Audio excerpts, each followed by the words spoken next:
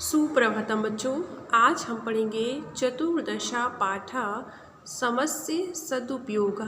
पाठ 14 समय का सदुपयोग। ध्यान से हम इस पाठ का परिचय देखेंगे। सबसे पहले लिखा है आपका बहुभाग्योदेन एव मानव जीवनम प्राप्यते।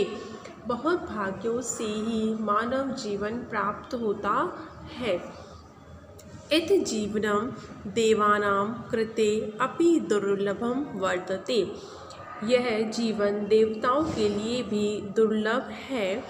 जीवनस्य उन्नतये आलस्यं विहाय अहिर्निशम् उत्तमानि कार्याणि यतो हि विगता समया पुनरागच्छति।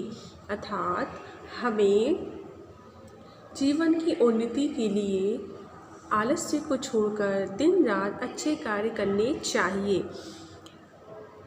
पाठे अस्मिन् संवाद माध्यमेन समस्य महत्वं प्रतिपादितम्। इस पाठ में संवाद के माध्यम से, ये एक संवाद है, इस संवाद में हम देखेंगे कि समय के महत्व को किस तरीके से बताया गया है। आचार्य छात्रः मानव जीवनस्य उन्नतये अति महत्वपूर्णं किं भवति। आचार्य कहते हैं मानव जीवन में, छात्रों से कि मानव जीवन में सबसे महत्वपूर्ण क्या है। छात्रा परिश्रम अध्ययनम परोपकार समय इत्यादि। परिश्रम, अध्याय, परोपकार और समय। आचार्य मानव जीवनस्य उन्नते विभिन्नानि महत्वपूर्ण अंगानि सन्ति।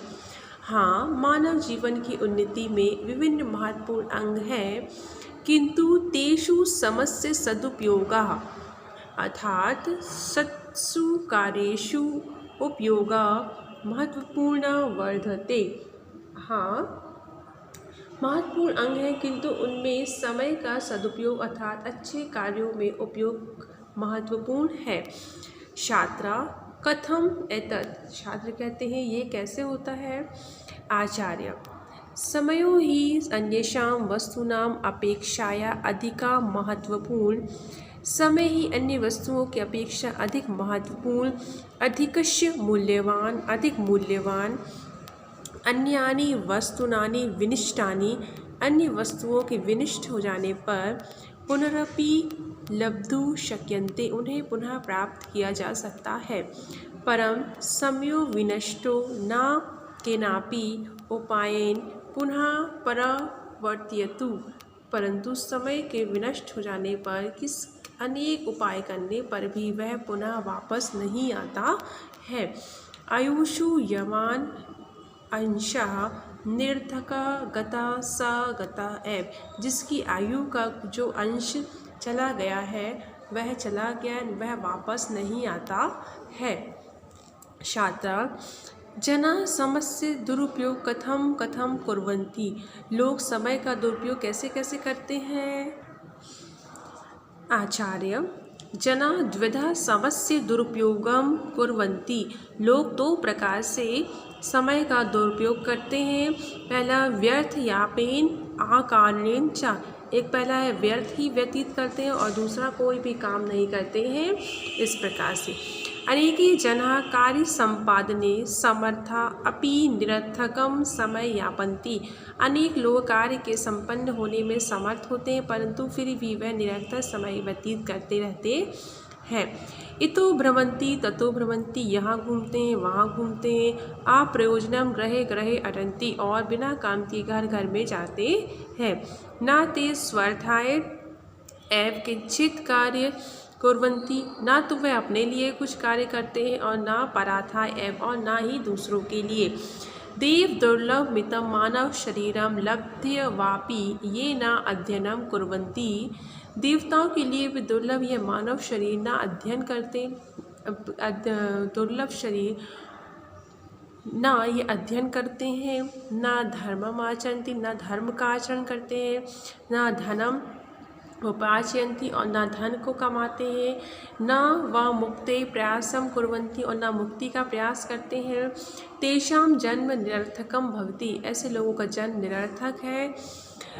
तथा इयं कर्मभूमि एतादृश्यानां निष्क्रियाणां भारम वोढुः नेक्षति, ऐसे लोगों की जो ये कर्मभूमि भी भार ढोने की इच्छुक नहीं होती है।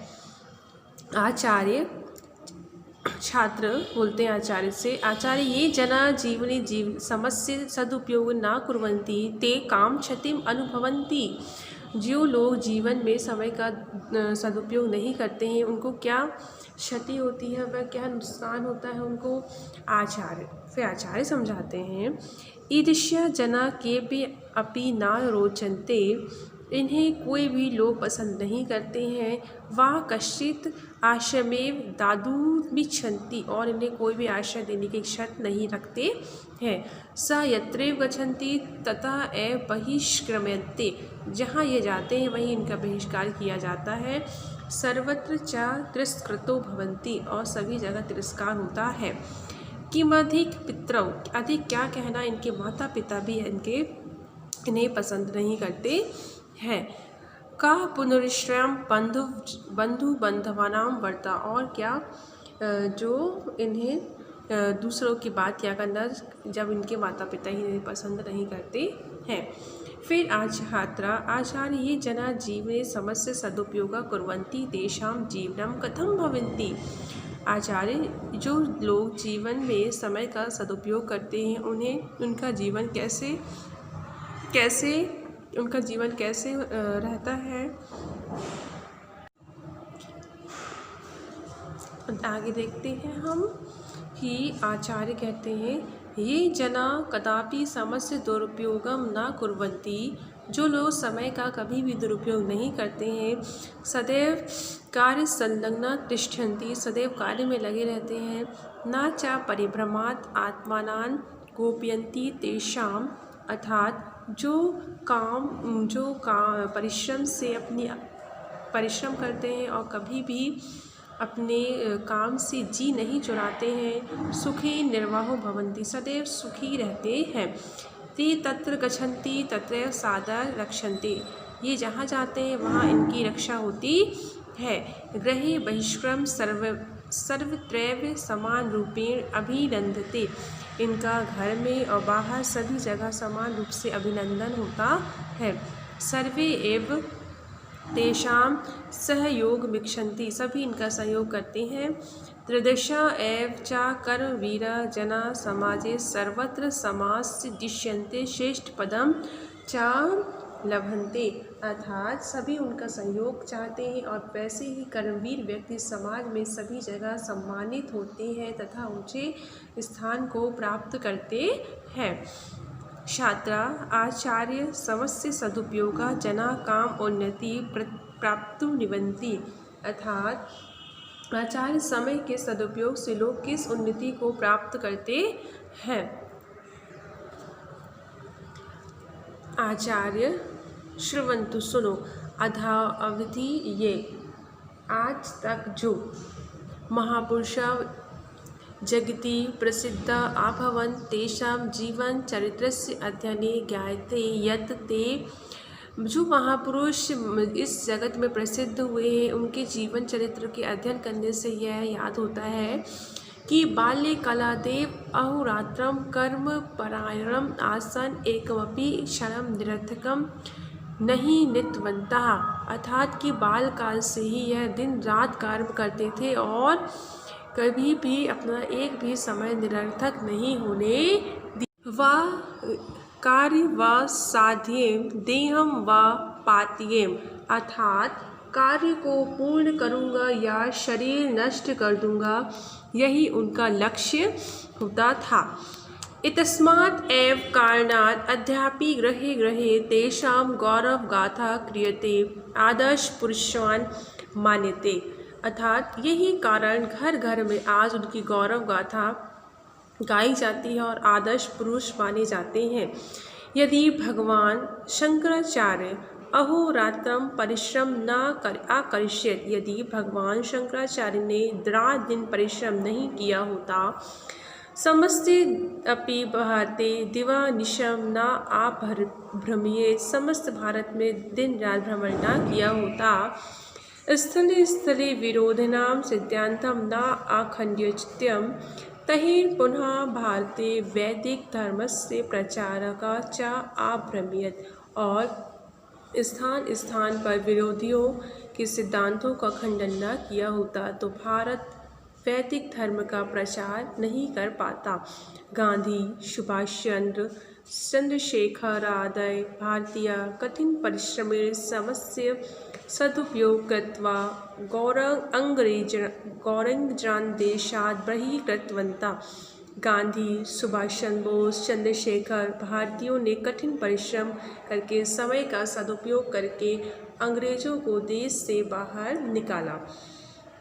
स्वराज्यम च प्राप्तवतः, और स्वराज्य प्राप्त किया, तथा च ये छात्रा श्रम संयोज्य विद्या अध्ययने समस्त सदुपयोगम कृतवन्तः, और छात्र क्षण क्षण को जोड़कर विद्या अध्ययन करते हैं, समय का सदुपयोग करते हैं।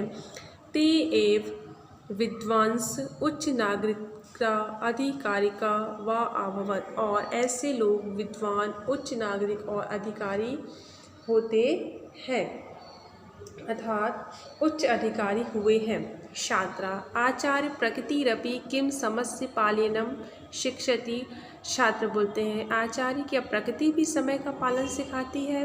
आचार्य हाँ, आम प्रकृतिरपि समस्य पालनम, हाँ प्रकृति भी हमें समय का पालन करना, कार्य में लगे रहने का उपदेश देती है। कार्यपरायणम एव उपदिशति निरंतरम, प्रकृतो यावतः पदार्थाः सृष्टाः सन्ति ते सर्वे अपि अहोरात्रं कार्यसंलग्ना एव दृश्यन्ते। प्रकृति में जितने पदार्थ उत्पन्न हैं वे सभी दिन रात कार्य में लगे हुए ही दिखाई देते हैं। सूर्य चंद्राभ्याम आरभ्य कीट पतंग पिपलिका पर्यंत सर्वे अपि स्वस्व व्यापारे व्यापकता विलोक्यते, अर्थात सूर्य चंद्रमा से लेकर कीट पतंग और चींटी तक सभी अपने अपने कार्य में लगे हुए देखे जाते हैं। इसलिए प्रकृति भी यही शिक्षा देती है किसी को भी। अतः प्रकृत्या अपि एवं शिक्षा दीयते यत् नहि केनापि समस्य अनुपयोगा कर्तव्यम इति, अर्थात इसलिए प्रकृति भी यही शिक्षा देती है कि किसी को भी समय का दुरुपयोग नहीं करना चाहिए। अतः अस्माभिः आलस्यं विहाय सर्वदैव समस्य सदुपयोगा कर्तव्यं, न तु कदाचित् एकमपि क्षणं व्यर्थं यापनीयं यथोक्तम्। इसलिए हम सबको आलस्य को छोड़कर सदा ही समय का सदुपयोग करना चाहिए, बल्कि कभी भी एक भी क्षण व्यर्थ नहीं करना बिताना चाहिए। जैसा कि कहा गया है ना कार्य काल मति पात्येत, अर्थात कार्य में अधिक समय नहीं लगाना चाहिए। बच्चों इस प्रकार हमारा ये पाठ 14 यहीं समाप्त होता है। धन्यवाद।